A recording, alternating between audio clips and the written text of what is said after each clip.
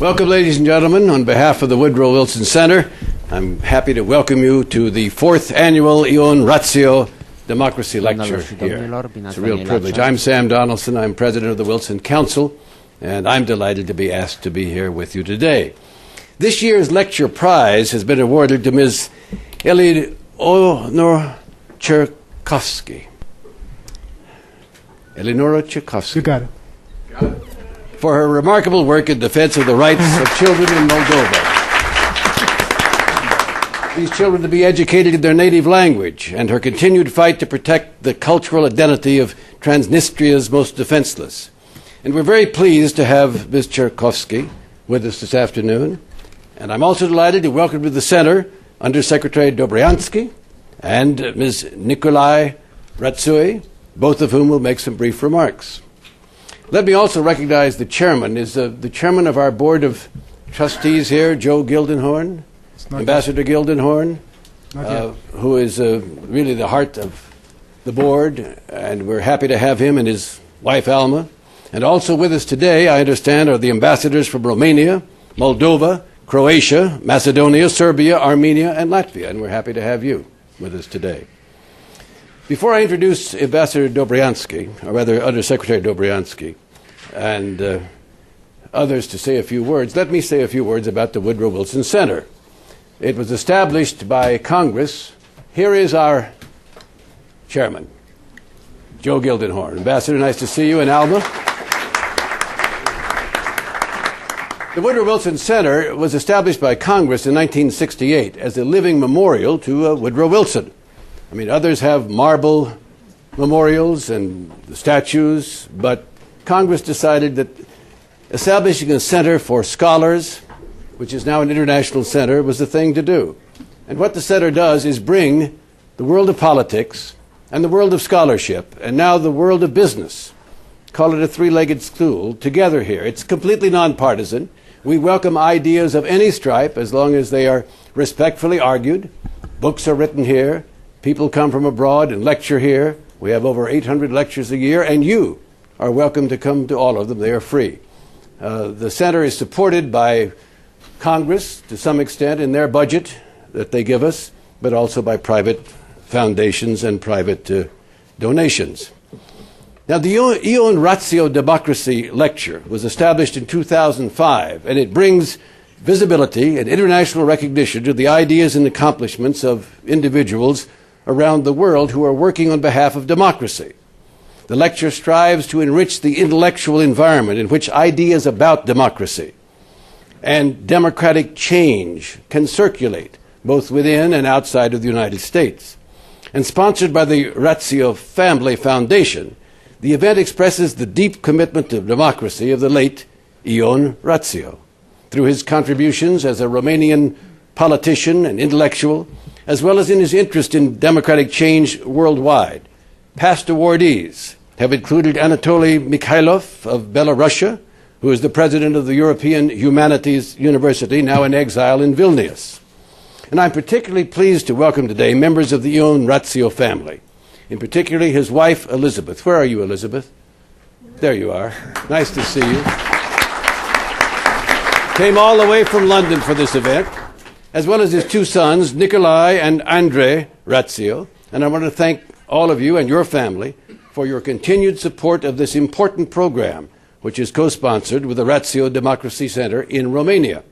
I would also like to recognize Ms. Pamela Ratio and Dr. Elliot Sorrell, senior advisor to the Ratio Lecture. Nikolai has agreed to make a few remarks in his capacity as president of the Ratio Family Foundation, and I invite Nikolai to the podium now.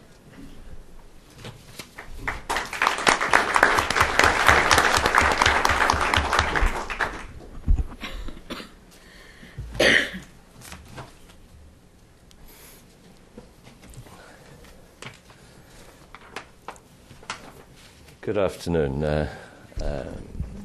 Undersecretary, Mr. Chairman, Your Excellencies, ladies and gentlemen. I'm Nikolai Ratsiu. I'm the chair of the Ratsiu Foundation. And I wanted to read to you an extract from the eulogy that I delivered at my father's funeral, Jon Ratziu's funeral, back on 23rd of January 2000. Despite his calm and controlled manner, he was a man with iron determination.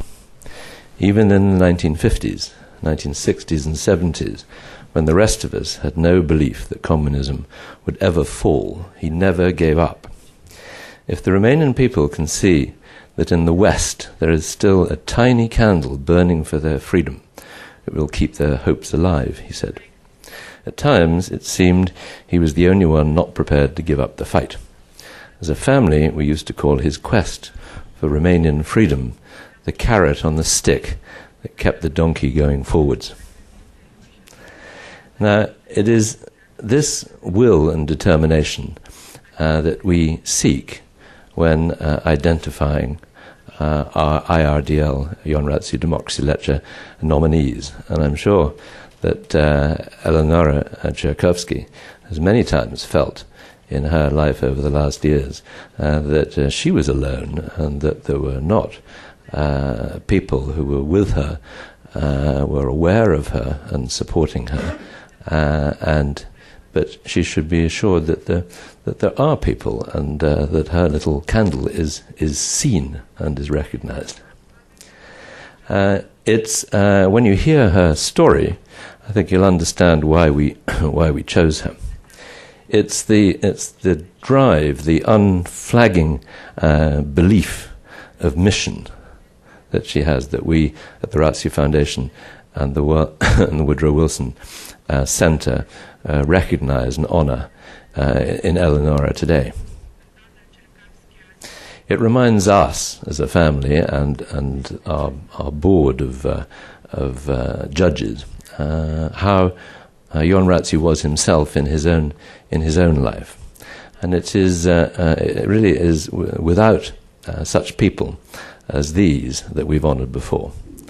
It's the dead hand of authoritarian rule prevails without challenge, and we want to support those who challenge. In Transnistria, what they call a frozen conflict zone, and to many people a forgotten area, even an unknown area, in Transnistria, without brave teachers such as Eleonora and her hero pupils, as she calls them, because they're in on this too. The freedom to learn learn the Romanian language and the teaching of democratic and civic values in Transnistria will disappear. So we, as a foundation, salute her courage, and I'm sure you will too when you have heard her story. Thank you very much.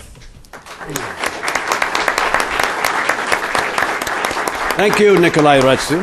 Thank you. Dr. Paolo Dobriansky, one of the country's most distinguished public servants, and currently the Undersecretary of State for Democracy and Global Affairs, is with us today. And in a moment, she will say a few words and then introduce our awardee. But before we get to that, I want to finally thank Christian Osterman and his staff for organizing this event. I've already mentioned the support for the Ratziu Foundation. The event is also co-sponsored by the Eugenio Vintu Foundation for Excellence in Education and Journalism and the Moldova Foundation, and we greatly appreciate their support.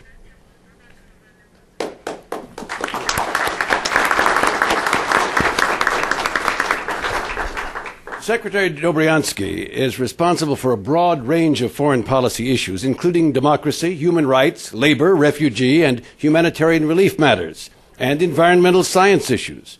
And she's also been designated as the special coordinator for the Tibetan issues. And in February 2007, she was appointed the President's special envoy on Northern Ireland with the rank of ambassador. Secretary Dobriansky, it's all yours.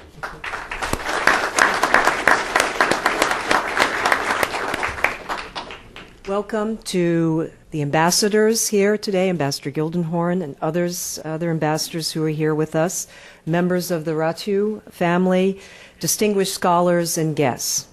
And thank you, Sam, for that kind introduction. It is truly a pleasure to be here with you today at the Woodrow Wilson Center and to introduce the recipient of this year's Jon Ratziu Democracy Award. First, I'd like to just thank the Wilson Center and commend its terrific president, Lee Hamilton, for all he has done to advance scholarship on international affairs. Under his outstanding leadership, the Woodrow Wilson International Center is truly one of the preeminent institutions of its kind in America. The center's unique place in the constellation of think tanks and academic centers is reflected not only in the fact that it attracts many of the most talented minds in the world for periods of intense study, but also that events such as this afternoon's are headlined by a man like Sam Donaldson. Sam is truly an icon of American journalism. From the trenches of Vietnam to the heights of Capitol Hill, he pioneered electric journalism in America, and it's an honor for me to share a role in today's lecture with him. As Sam described, Ion Ratiu was also an iconic figure to millions of Romanians, both in Romania and abroad, for whom he gave voice to renewed patriotism and a love of freedom. He was, some say, quote, the best president that Romania never had, unquote. He protested Romania's siding with the Nazis in World War II with as much passion as he used to speak out against the tyrannical regime of Ceausescu. He helped set up the World Union of Free Romanians as a vehicle for keeping hopes of a post-communist Romania alive throughout the Cold War. And when the tyrant did fall, he returned to commit himself to rebuilding a democratic Romania that has worked tirelessly ever since to earn its seat at Europe's table. It is fitting that this lecture series should bear his name.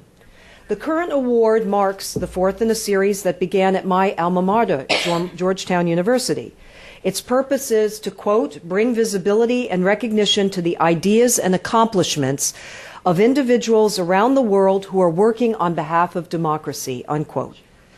Eleonora Cherkovsky is an educator and a human rights activist who is a champion for human rights.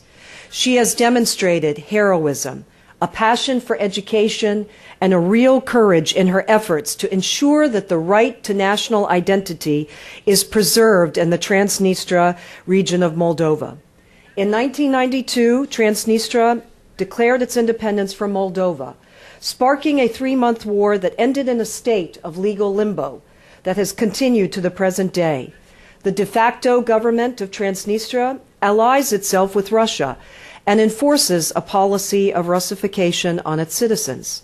The State Department's annual human rights report has repeatedly cited violations of human rights in Transnistria over the past 2 decades, including discrimination against Romanian speakers and Romanian language schools. The OSCE, which continues to monitor the 1992 ceasefire agreement, has compared the repression of Romanian culture in Transnistria to ethnic cleansing. Because of its dubious legal status, enforcing human rights protections in Transnistria is a monumental task. The real work of defending rights and integrity of its citizens is done by often unsung heroes and heroines, such as Eleonora. As principal of the Stefan the Great High School in Grigoriopol, she demonstrated her passion for education in resisting the order of local officials that classes be taught only in Russian. Her courage and heroism were evident in her willingness to risk persecution for insisting students be allowed to learn in the Romanian language. She was arrested, jailed, and threatened for fulfilling her role as a teacher and administrator. Her championing of human rights inspired her to lead an effort for the reintroduction in Transnistria of the Latin alphabet, which the local authorities had replaced with Russian Cyrillic. When she was hauled into KGB headquarters and held for a week, she was told she would never see her children again. However, Eleonora refused to be daunted. She continued teaching in Romanian at yet another school, now 40 kilometers from her home. Her perseverance is a testament to her bravery and conviction. But just as extraordinary is the fact that her students would follow her to increasingly distant and difficult to access locations, a testament to her inspirational leadership. Eleonora's public activities do not end with her teaching, however. She has founded an NGO called Lumina to defend the rights of children and their educators who choose to study and teach in Romanian. She is also active in politics, where she advocates for women's equal rights. The letter in support of her nomination for the award she will receive today is signed by a former president of Moldova, together with academicians, journalists, leaders in civil society, and head of a Moldovan political party.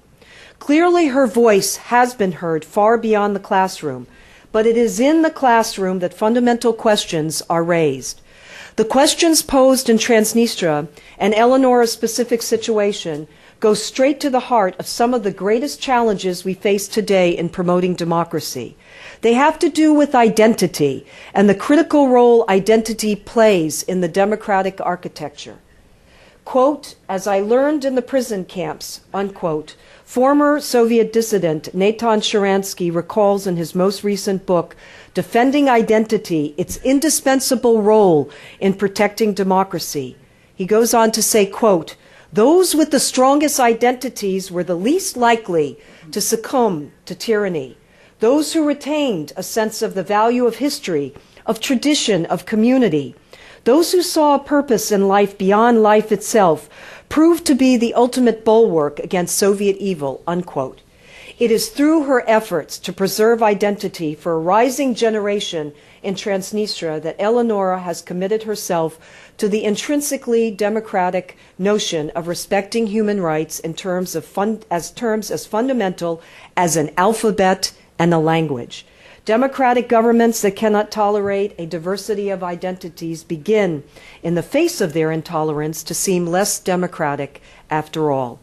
Throughout the world, we face and will continue to face multiple questions of how to incorporate identity into the matrix of free and peaceful states. The challenge may seem less daunting if we consider it from the perspective of a single brave voice, such as Eleonora's. I look very much forward to hearing what Eleonora will tell us about the land from which she comes and what that says about her identity. My own grandparents both came from neighboring Ukraine, so I will listen to her speech with great interest. Certainly there are ethnic and linguistic, religious and ideological aspects to identity. An equally important ingredient to that identity mix is courage, and that is a characteristic Eleonora has demonstrated herself to possess in ample supply. With that, please join me. It is my distinct honor to introduce Eleonora Charkovsky.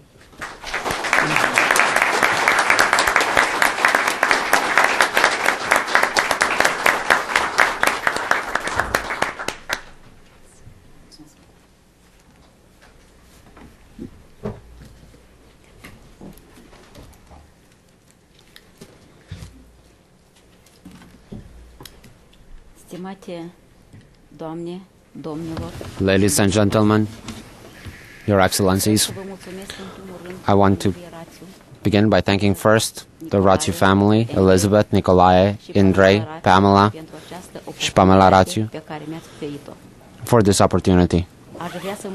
I want to thank Madam Secretary Paula Dobrojanski,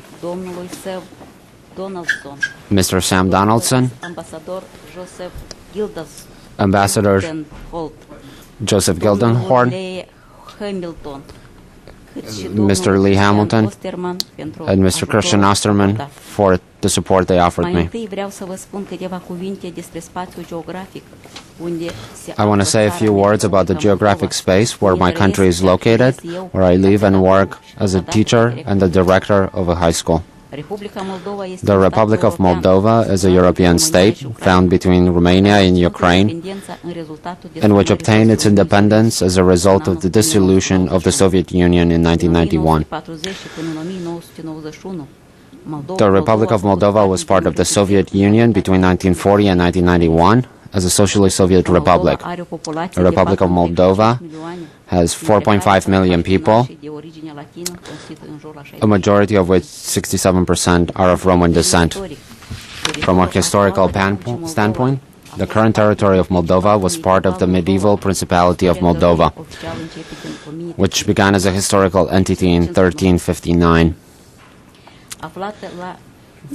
Founded at the intersection of geopolitical interests of great powers between the 14th century and present, Moldova and its people suffered a lot. Its history is tragic, treated at the whims of great powers surrounding it. Over the centuries, many wars took place on Moldovan territory. Today, the land once occupied by Moldovan Principality is split between three different countries: Romania, the Republic of Moldova, and Ukraine. The wars suffered on its territory caused great damage to the country. The denationalization of the population, the destruction of the economy, loss of land, the forceful relocation of the ethnically Romanian population, and the immigration of other nationalities. 2/3 of the land of the Moldovan Republic are on the right of the Dniester River, between the Prut and the Dniester rivers, and 1/3 is on the left of the Dniester. The region on the east side of the Dniester River is referred to as Transnistria, meaning the region beyond the Dniester. Transnistria was first occupied by Tsarist Russia in 1792, and the region between the Prut and the Dniester River, called Bessarabia, was torn away from the Romanian Principality in 1812. This area, both Transnistria and Bessarabia, was occupied by Russia until 1918, when Romania accomplished the Great Union and Bessarabia united with Romania. In 1940, following the secret agreements between the Soviet Union and Nazi Germany, between Stalin and Hitler, Russia once again tore away this part from Romania and governed it until the dissolution of the Soviet Union in 1991. That year, on August 27th, the Republic of Moldova declared its independence from the Soviet Union, the result of the recognition that the Ribbentrop-Molotov agreements were null and void. Yet this action of Moldova was not agreed to by Moscow, and they began a war against Moldova. The war began in Transnistria, where Russia had a strong military base, as well as and a well-equipped and numerous army, the 14th Army Corps. Following this war, Russia established on the independent republic, the Transnistria Moldovan Republic, under the Russian guise. The Russian army is stationed in this region, supporting the totalitarian Transnistrian regime. The mission of this army presently is to protect the separatist leadership of Transnistria and protect their inhumane behaviors. In other words, for the third time, Russia took control over the Transnistrian region and holds it as a bridgehead as its influence in the Balkans.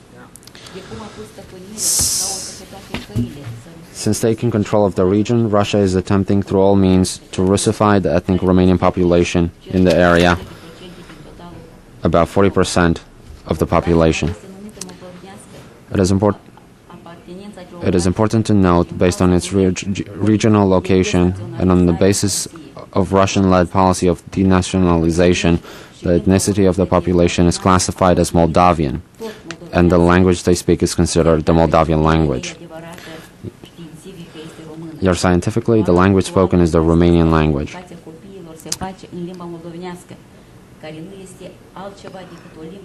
At present, in Transnistria, the education of children is carried out in the Moldovan language, which is nothing more than Romanian, highly Russified, and which is studied and written in the Cyrillic alphabet.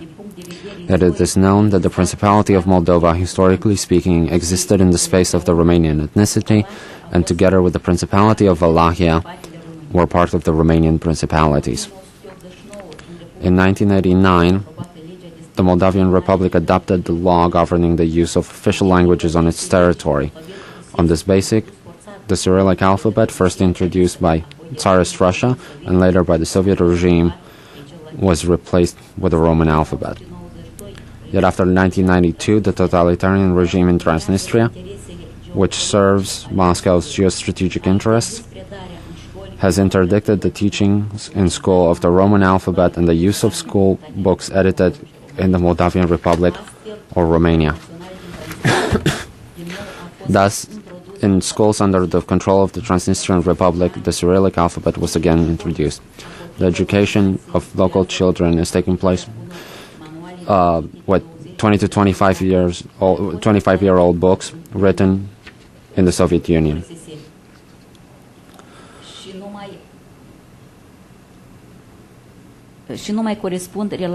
Those books no longer reflect the reality, the radical political and social changes that took place in the ex-Soviet space.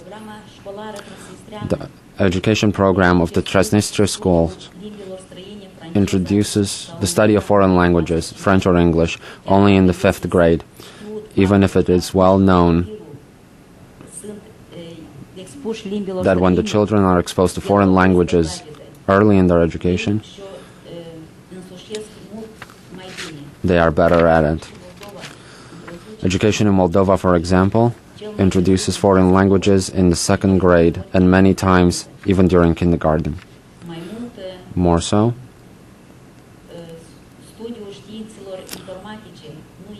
studying the use of computers in Transnistria is not being done until the last 2 years of general education, grade 10 and 11, and even then only 1 hour a week. Again, education requirements in Moldova introduce computer labs in the 7th grade and at least twice a week. At the same time, I have to point out that the education in schools under the control of the Transnistrian regime is dictated by Russia's policies, which does not always promote democratic values. Many times, the educational discourse in Transnistria is a violent one, directed against democratic countries like the United States and states of the European Union, in which promotes the idea of the superiority of the Russian ethnicity over our other ethnic groups. In 1992, National School Number 1 in the city of Grigoriopol, the representatives of the repressive regime of the separatist government destroyed the Roman alphabet, shooting each letter in the presence of students and teachers. That same year, in the national school in the town of Tighina, all Latin script schools books were burned. The education of children in a language that does not exist, the Moldavian language, are nothing short of the cultural genocide, taking away the children's chance for a cultural identity. Starting 200 years ago, in Tsarist Russia, the destruction of the national identity of the local population in Transnistria continues to be carried out, even as fundamental human rights are being trampled upon. The Latin population in the region could not accept such a limitation of their rights. Teachers like myself, together with parents and many locals, try to find a way out of the situation. We viewed it as our responsibility as teachers and parents to fight for democracy and education in our native tongue, meaning the Romanian language. We do not desire, and we are not arguing, for imposing the study in Romanian for the entire population of Transnistria. After all, in the Republic of Moldova there are schools in Russian, Ukrainian, Bulgarian, and others. We only seek the opportunity for the Romanian population of the region to study in their native tongue. It is clearly understood concept in the civilized world. The right to education in your native tongue is a fundamental human right. The duty of any school, be it a grade school, gymnasium, or high school, is the education and formation of personalities. Myself, as a teacher, when I think of this very concept of the shaping of personalities, I remember the ancient Greek myth of Prometheus. The story gave all of us, for thousands of years, extraordinarily important advice. The story says that, I quote, "Human beings are not created like animals, with their heads bowed down to the ground, but much like the gods, with their head held high, their eyes turned towards the heavens." End quote. This is an incredibly insightful suggestion. It is not by coincidence that over the centuries, that very statement has been the inspiration of countless works of art in regions of the European cultural heritage. Faced with the reality that our very rights and human dignity were trampled upon, we started opposing the dictatorial, anti-democratic, and totalitarian regime established in the region. The separatist regime, which claims his legitimacy from falsified elections, from disinformation and lies, supported by Russian forces, brought in Transnistria the trampling of human and constitutional rights, poverty, and has provoked a population exodus. The assimilation process is being carried now through the mass media, television, radio, newspapers, and journals, through schools and through churches.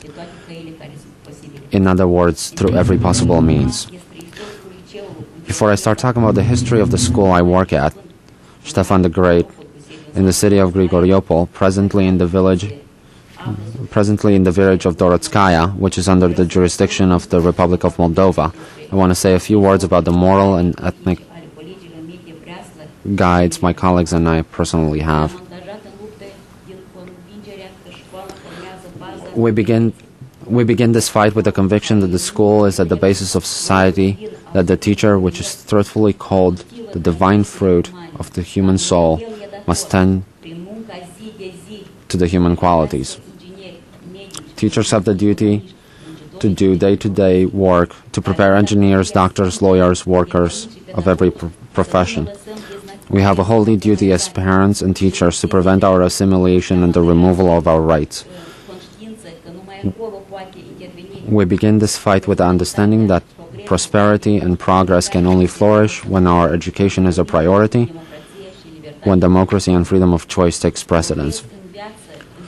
Progress in life and in society can only be obtained when we focus on the development of the creative potential as a requirement for this century. Our children, the flowers of our life, will become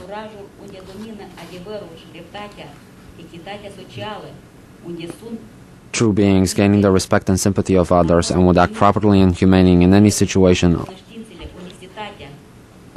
only when they grow up under a democratic system, a situation in which truth and lawfulness and social equity dominate, where honest human dignity and knowledge are properly respected.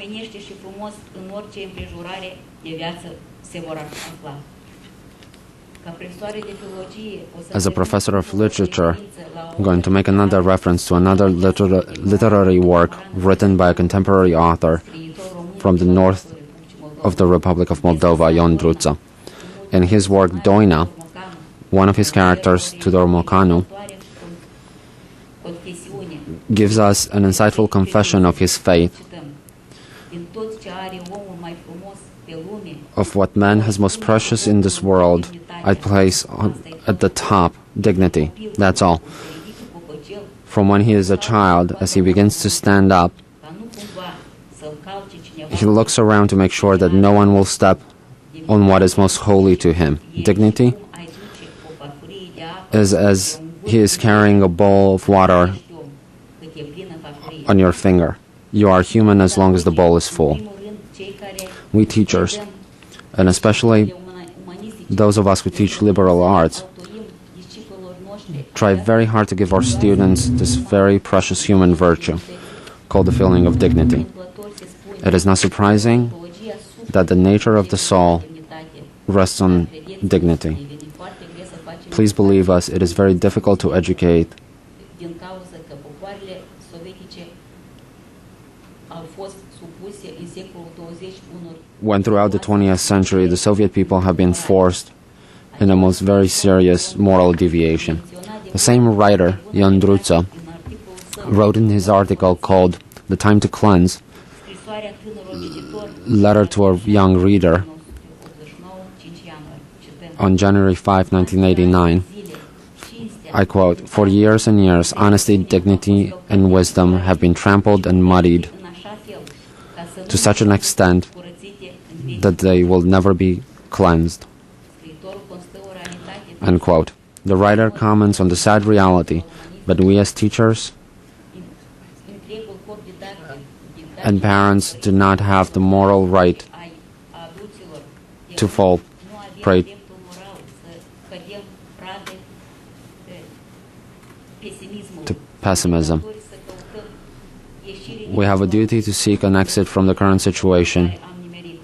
to promote moral, Să promovăm valorile moral-etice, ethical, and national values, the national language, a history of the Romanian people, and cultural tradition, realitățile neamului, drepturile cetățenești ale popoarelor baștănașe.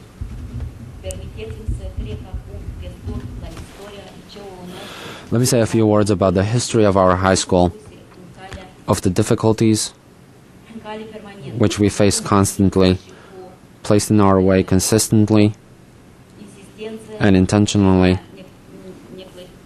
neplăcerile prin care am fost siliți, eu și colegii mei, and of the problems that myself and my colleagues să le had to face. trebuie să încep cu aceea că până la căderea Imperiului I have to say that even before the fall of the Soviet Empire and the formation of the Republic of Moldova, but especially afterwards, am optat pentru we have acted in support of national ideals, scientific and historical truth, for the democratization of society, the implementation in the education system of a set of moral and spiritual values, for education in the Romanian language and the introduction of the Roman alphabet. All these activities, carried out by myself and some of my colleagues, have awakened the hate of the separatist and anti-democratic regime in Transnistria.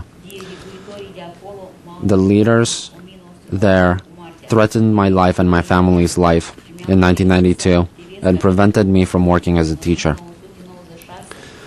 In 1996, I became the leader of the civic movement to reintroduce the Roman alphabet into schools, which had been interdicted since 1992.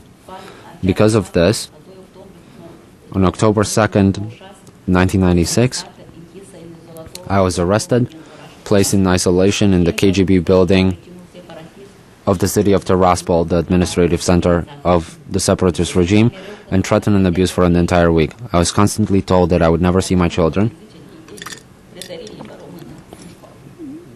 if I don't give up the ideas of teaching the Romanian language.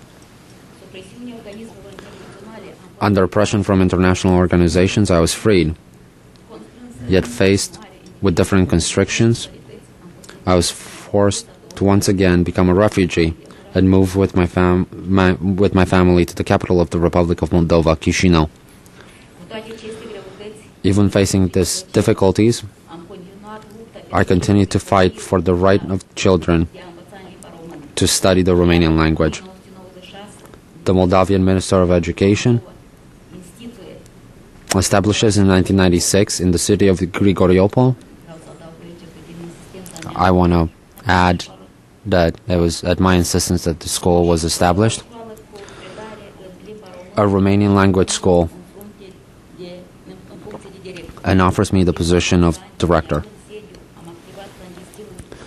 For 6 years, since we did not have a school building, we taught clandestinely in the homes of teachers and parents on the basis of educational programs developed in the Republic of Moldova. Upset at our clandestine activity, the separatist regime in Tiraspol denied the right of the institution to exist and removed the right of teachers to work in the schools in Transnistria. But we did not give up. About 200 students and 20 teachers transferred to the village of Dorotskaya, a village under the jurisdiction of the Republic of Moldova. For 6 years, each day, we would drive for 34 kilometers in 3 rented buses to hold afternoon classes in the school of Dorotskaya. We are constantly subjected to the humiliation of passing through the border points of the anti-democratic regime in Transnistria. I ask myself and I ask you, of the over 200 countries that exist today, in how many such atrocities, illegalities, terrorist and racist activities directed at children still take place? I say that probably only in the Republic of Moldova and the territory of my country occupied by the pro-Russian regime.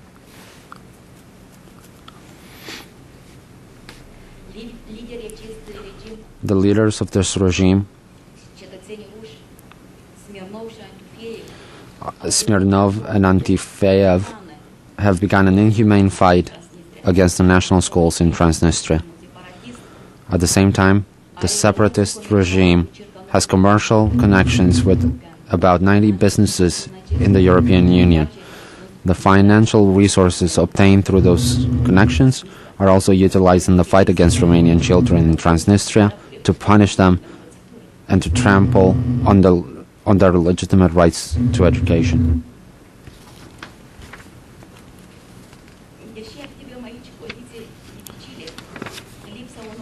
Even though we carry out our activities in such difficult conditions without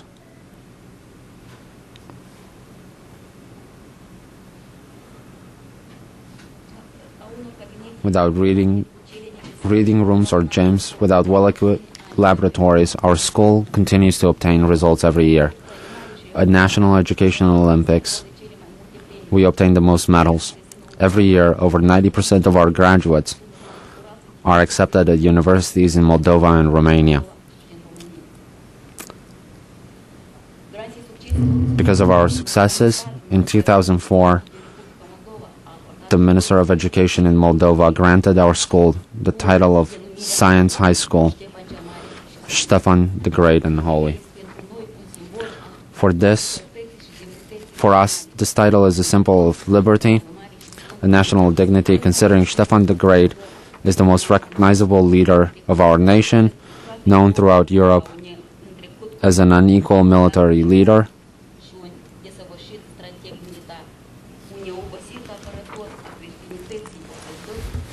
defender of the Orthodox faith and Christendom as a whole.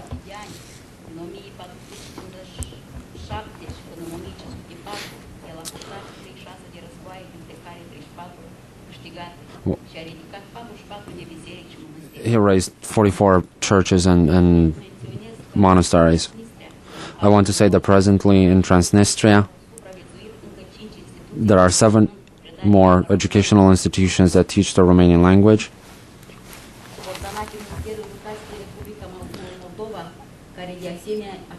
Under the umbrella of the Ministry of Education of the Moldovan Republic, they too work in difficult conditions, consciously imposed by the separatist regime in Transnistria. At the same time, another 34 national schools in Transnistria, where over 10,000 children study, are subjected to an educational genocide. The number of children in school becomes smaller year to year because of the discrimination and disadvantages faced by the schools when compared to Russian schools, where many students are transferred.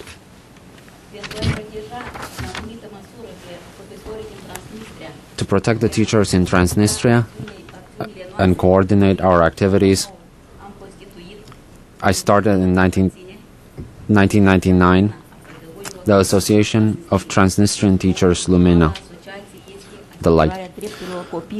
The primary goal of this association is to ensure the rights of children, parents and teachers in Transnistria. Our activities are aimed at improving the educational process, supply libraries with necessary books, înlesnirea posibilităților de a face studii în România, and facilitate the education of students in Romania, unde nivelul învățământului este mult mai înalt decât în Republica. where the level of education is better than in Moldova. În acești 9 ani de activitate, In the 9 years of that the association activated, we obtained hundreds of university and high school scholarships și liceale în instituțiile de învățământ din Republica Moldova și for our students in schools in Romania and Moldova. Hundreds of Transnistrian children have been able to spend their vacation in camps because of the association. The libraries in Transnistria receive thousands of books, some obtained from the Romanian government and some from private publishing houses. Let me end my speech with a Latin proverb, which I like very much. The way to heavens is through patience. I want to be well understood. Neither I nor my close colleagues suggest that we obtain unheard of performances. We simply see a ray of hope at the end of the tunnel. Our systematic efforts have a single goal in mind: to ensure that children have the fundamental right to education.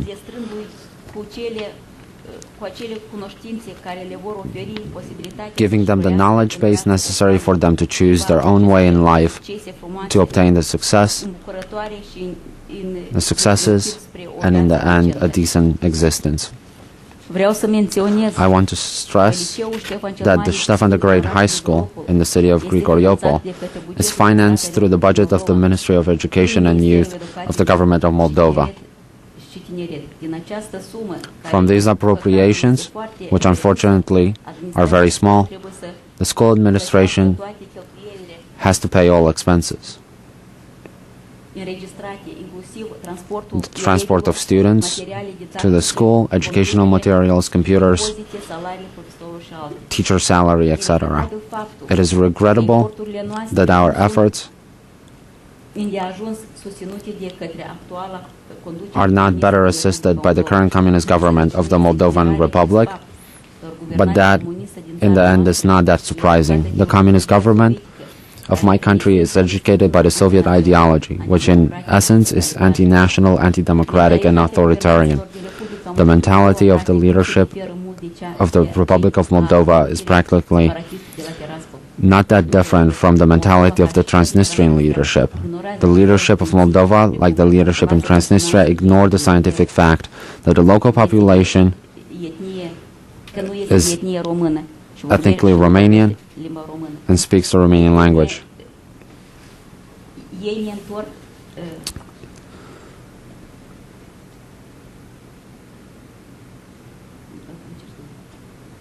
I'm sorry. They are taking us back to the same ideas of Moldovians and Moldovan language, something that no one in the world recognizes. The ideology promoted by the communist leadership is anti-national and false, based on lies, dogma, and untruth. My anti-communist position was formed by the education I received at home, and from the stories I've heard from my parents and the grandmother whose name I carry. My parents and my grandparents were deported to Siberia from the Chernivtsi region, former Romanian territory now in Ukraine. There they suffered famine, cold, and humiliation. Some of them are buried there. Maybe this is the reason I've become who I am today. During the Soviet times, lacking information and democracy, I still hoped in my heart for a different system, different life, where human hopes are at the center. I hope that one day we'll be free. And that did happen in August 1991 when the Soviet Union fell. The separatist regime hits on everything, attacks everything that is opposes it. My family ended up in divorce. My husband, who was Russian, was more easily influenced by the propaganda that the separatist regime carried against me. After 2 years of pressure, 14 years of marriage ended in divorce. My desire to live in a civilized and democratic society, to see my country at the same level of development and life as in more developed countries, forces me to be more than just a teacher, forces me to get involved in politics.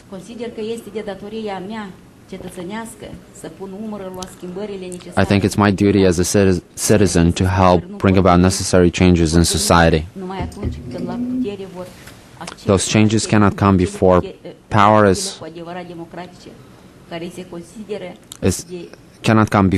is held by political parties that are inherently democratic, which lead the country based on national interest, based on the interest of all members of society. I am a member of the National Liberal Party of Moldova. I am also a member of the party's Central Permanent Bureau. In 2001, I ran for a place in parliament on the party list of the Rebirth and Conciliation Party, the party of ex-president Mircea Snegur. In 2005, I ran again for parliament on the list of the electoral alliance Our Moldova, led by Mr. Serafim Urechean, which is presently in the opposition against the communist government. In both cases, I regretfully did not win, but I am not disheartened. I did not lose my courage. I will continue to fight for the bright future of my country and the deserved future of my countrymen. What do we, the teachers of Transnistria, hope for? What do I hope for? First of all, I hope to be able to improve the security of my students. I hope for a school for the Romanian students in Grigoriopol, a school in their own city, which will not require their commute over dozens of kilometers each day. I hope for, as do the parents of my students, for a normal life, one without humiliations, in which culture, justice, and personal liberty are respected. I know it would not be easy to obtain those things. Without reintegrating Transnistria in the Republic of Moldova, we will never attain a normal situation in the region with respect to our fundamental human rights.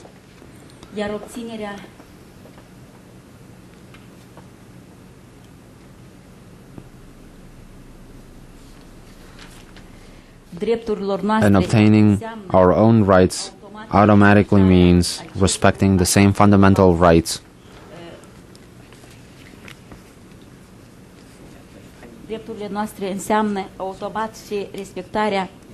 Respecting the same fundamental human rights of the Russian population in Transnistria.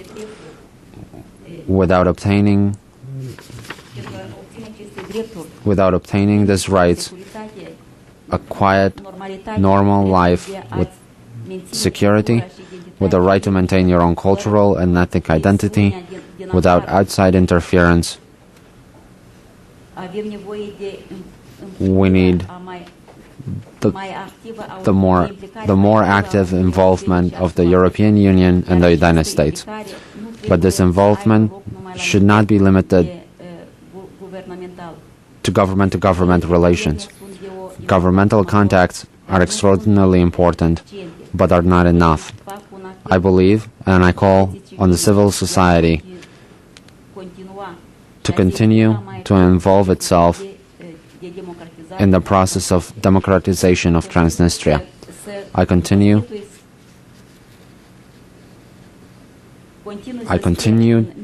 to believe in maintaining and expanding contacts between foundations and representatives of the civil society in the European Union and the United States, with those organizations and individuals in Transnistria that are actively fighting for the democratization of the Transnistrian space. I believe that those contacts, both at the government level but also at the level of the civil society, will bear fruit, both in the long term but just as importantly in the short term, in a region in which hope, while not yet lost, is severely weakened by current realities. I am very glad that Romania offered me in the year 2000 the order Loyal Service in the rank of commander. Yet it is not recognition or my career that I fight for. That being said, in all sincerity, I say that the Ion Ratiu Democracy Lecture 2008 gives me great honor, and I want to thank those who selected me from the bottom of my heart. The Woodrow Wilson Center in Washington, the Ratiu Democracy Center, and the Ratiu Charitable Foundation. I hold the hope that you as well, from now on, those who live in the country of democracy will continue to pay attention to my forgotten land. And I want to express again my deepest gratitude to my colleagues for their noble activities undertaken.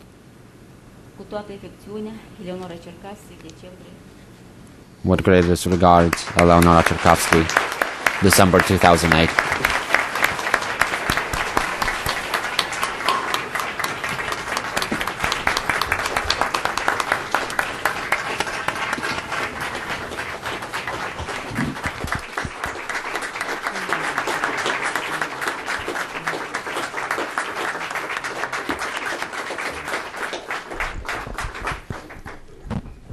Please be seated. Ms. Cherkavsky has agreed to take a few questions. We have some time, so if you please wait for the microphone, identify yourself if you can, and we'll have simultaneous or consecutive translation.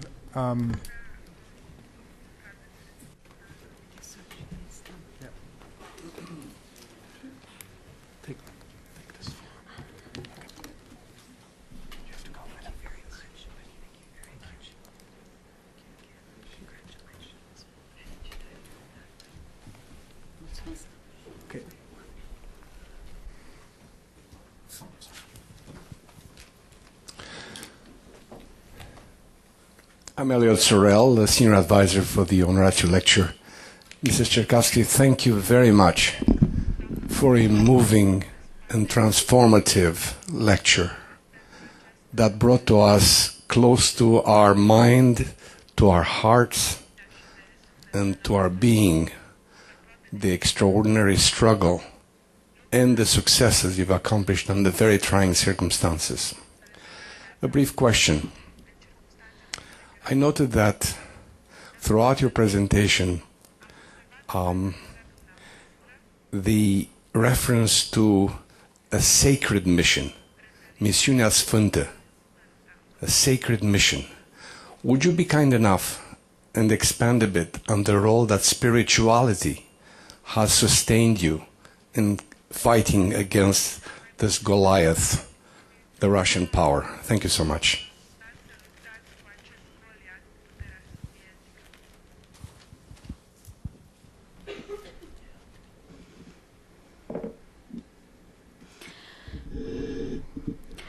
În ce m-a ajutat? How did it help me? Ia că și ăsta este rezultatul. This is the result. What should I tell you? M-am format ca om. I for myself, I became as a human being, Cum vă spus din exemple familiei mele.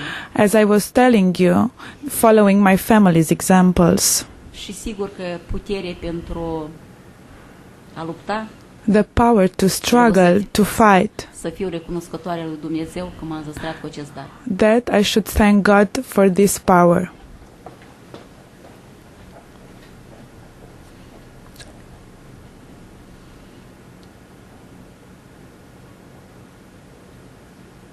Mulțumesc. Sunt și alte întrebări? I'm Volodymyr Kulik, a fellow at the center, and I'm from Ukraine, a country which you mentioned several times, including the part where some of your ancestors might be buried. And I was deeply touched by your story and its most profound narrative I've ever heard about how this regime is anti-democratic and denying fundamental human rights to some of its citizens. And I wonder what's the situation of Ukrainian language schools or any education in Ukrainian in Transnistria? Is this education because Transnistrian regimes and its champions, defenders in Russia often brag on this regime being equally inclusive and protective and liberal towards education in all languages, meaning in contrast to supposedly the nationalist regime in Moldova, Transnistria regime grants everybody education in Russian, in Romanian, and in Moldovan and in Ukrainian. What about, you told the story of education in Moldovan. What about education in Ukrainian in Transnistria? Thank you. Limba ucraineană în Transnistria.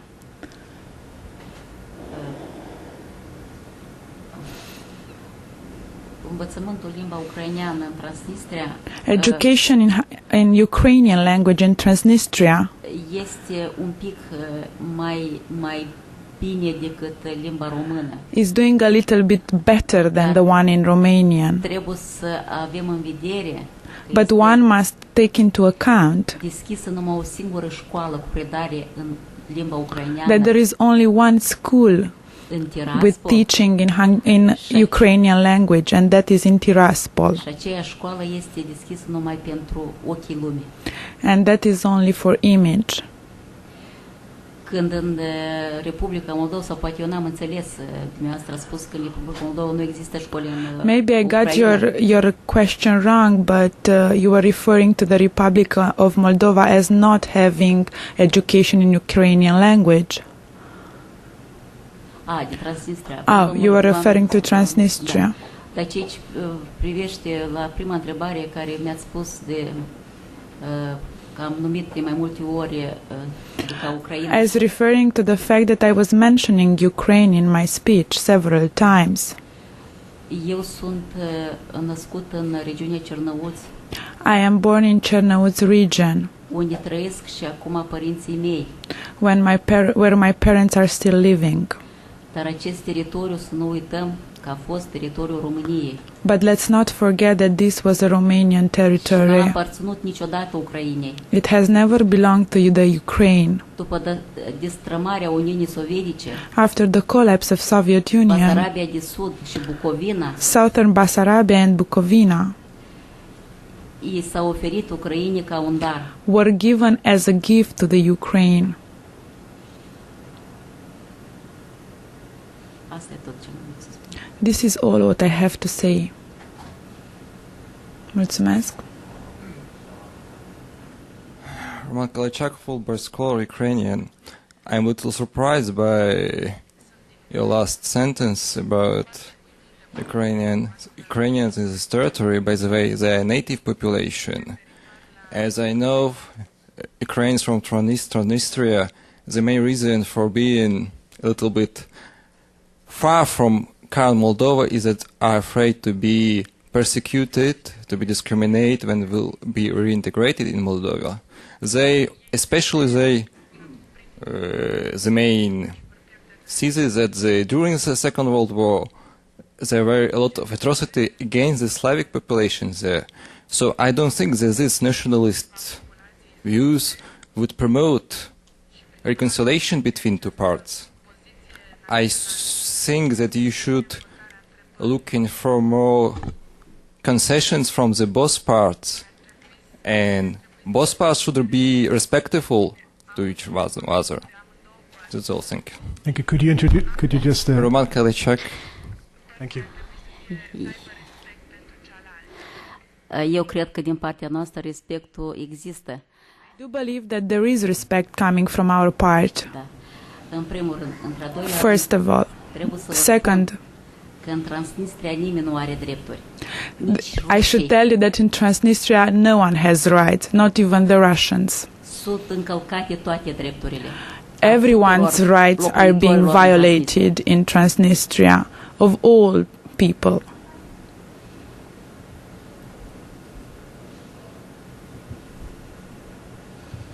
I firmly condemn this very undemocratic regime, believe me. I don't consider this regime as a democratic. It's a big problem, and for Moldova, for Ukraine, and for Romania in this region, because it's a continuous source of instability for this region. I absolutely agree. But if you mentioned several times about some kinds that it was Chernivtsi, it's not some kind of territorial, about talking about territorial integrity of Ukraine, I don't think that the kind of discourse would help. Thank you. Românesc. Nu cred că este bine. Romanian. Dar este un adevăr. But it is true.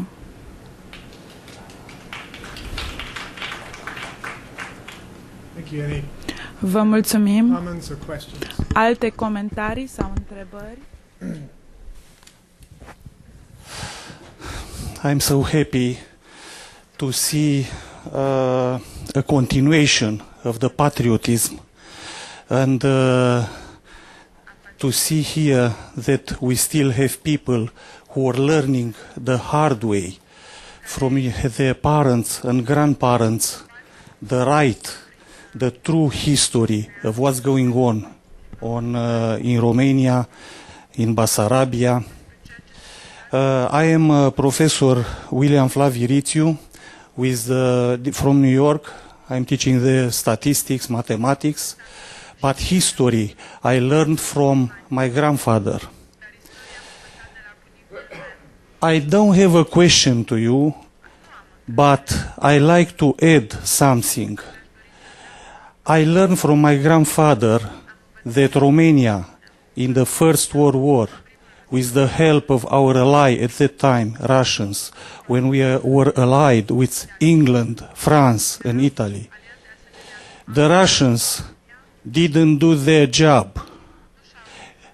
I have the feeling that the Russians were looking for Romania to disappear from the map of the earth. The Romania arrived to Mărăș-Mărășești and Doituz, just 20-40 kilometers apart, and still we were able to integrate at the end of the war and to do what we know as Transylvania, Romania, Basarabia to be together. I like to mention something very important.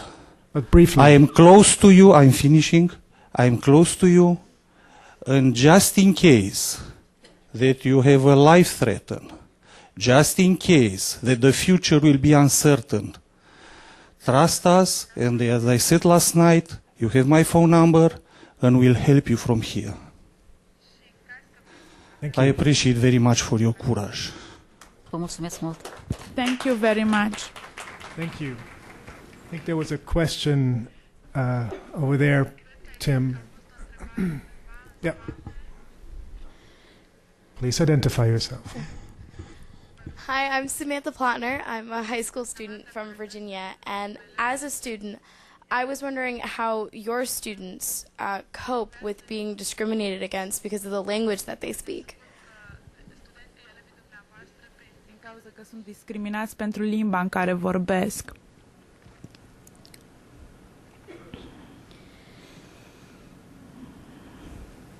Iată că ne descurcăm. We handle it. Educăm demnitate în copii. We are trying to teach Omul dignity, care are demnitate se descurcă oriunde. and a human being that has dignity can manage, can handle everywhere in the world.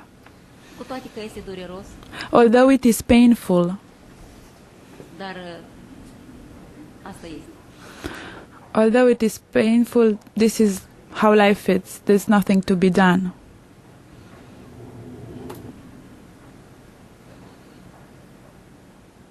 Doamna ambasadoare. Yes.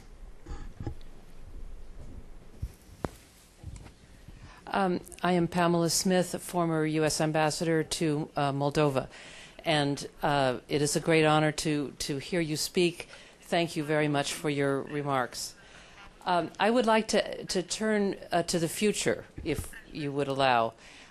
It would be very interesting to hear your thoughts about where the trends that you have talked about are going. Is the Smirnov regime becoming somewhat more accommodating or less? Are Western organizations and countries able to get a bit more help into Transnistria or not? And how do you think your issues will play out in the next few years? Thank you. Thank you. Smirnov este acela ce a fost. Smirnov is the one that has always been. Nu s-a schimbat nimica. Nothing changed. Psihologia lui. There is nothing changed in his psychology. Și cred că nici nu are de gând să schimbe. And I really don't believe that he considers changing. Ce se va întâmpla în viitor? What will be in the future? Cum am spus și în cuvântarea mea, as I have said during my speech, dacă nu se va implica mai mult țările europene, if there is going to be no European involvement, no US involvement, acest morman a urii și răutății încă mult this example of evil va exista în coasta Europei. Will continue to exist in Europe.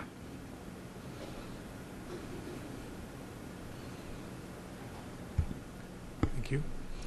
Vă mulțumesc. That's coming.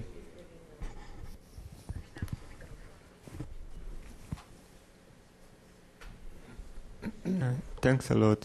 So, I'm a historian from Hungary, dealing partly with Soviet history, so this is why it's so interesting for me. And to speak about the problem of how to solve this, that theoretically the initiative may come either externally or from internally.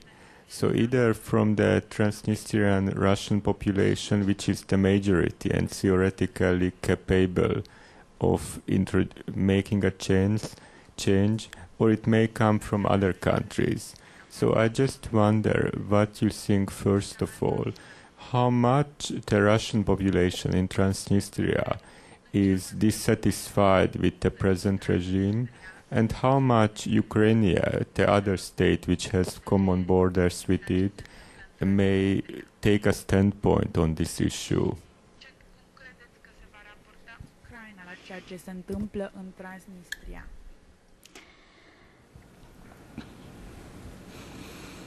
Cum poate să fie mulțumită chiar și populația rusă din Transnistria? How can the Russian population be satisfied?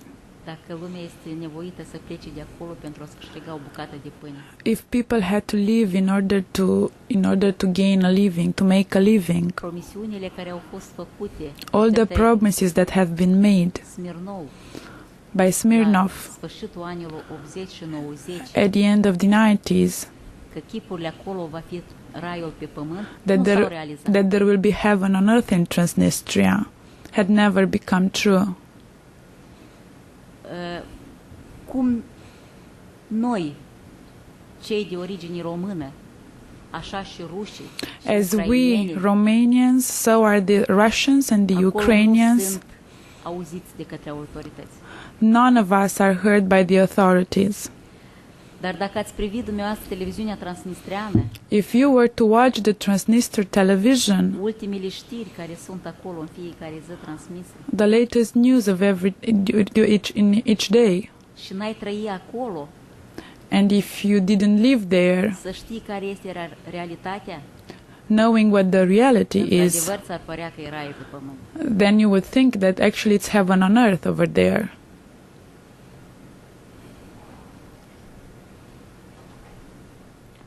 Yes. Da. Lady in red. Yes, hi. My name is Julianne Paunescu, and I want to ask, how was the reaction in Transnistria, or your thinking in Transnistria, after the recent problems between Georgia and Russia?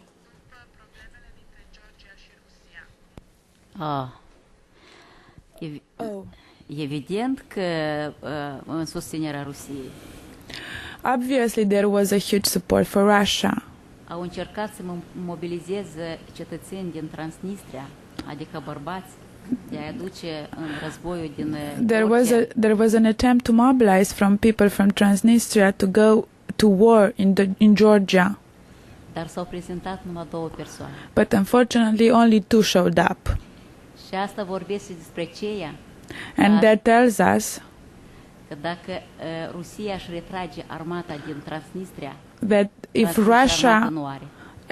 Russia withdraw its troops from Transnistria, there will be no Transnistrian army. No. I cannot hear. We can't hear without the. Vorbiți.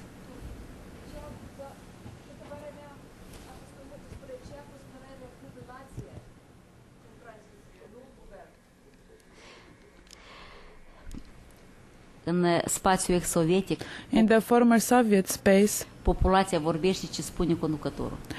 The population is following the ruler. The voice of the population is the voice of the authorities.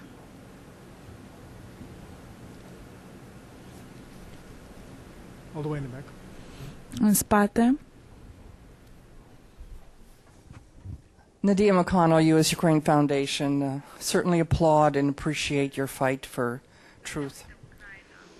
In that light, have you had a chance to see the new textbooks that have been put out by Putin, a new history of Russia, where there is an absolute total effort to whitewash the history of the past, particularly to the Stalin era?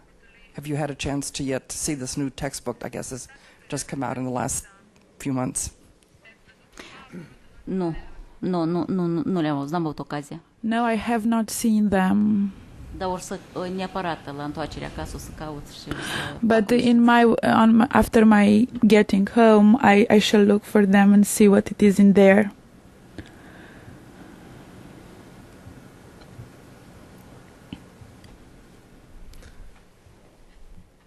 Any other questions, comments?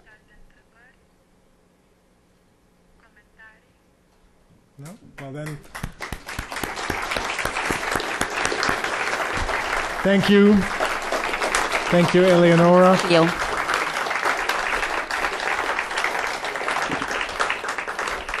I'd like to invite all of you to join us for a reception across the hall in the Wilson Center dining room here on the same floor. Thank you for coming, for sharing your insights and questions. We hope to see you again next year at the 2009 Jan Ratziu Lecture. Thank you.